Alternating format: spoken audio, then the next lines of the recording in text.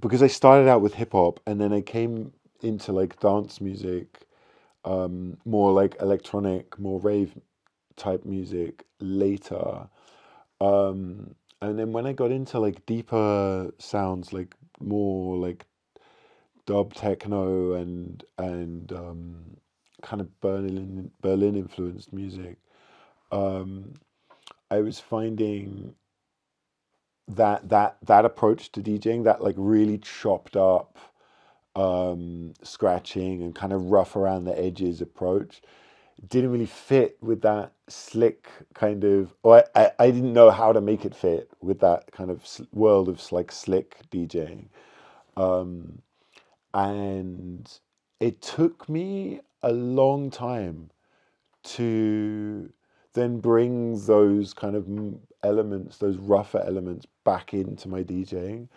I kind of, when I was getting booked in like more deep house nights and like that kind of music, and techno nights, yeah, it felt like I had to adapt to that world, and lose the scratching and lose the chopping and the like really rough stuff.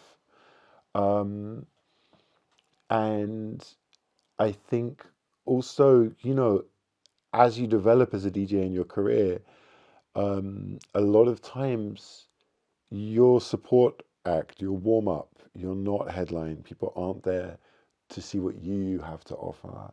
So you have to adapt. And I've found myself having a lot to adapt to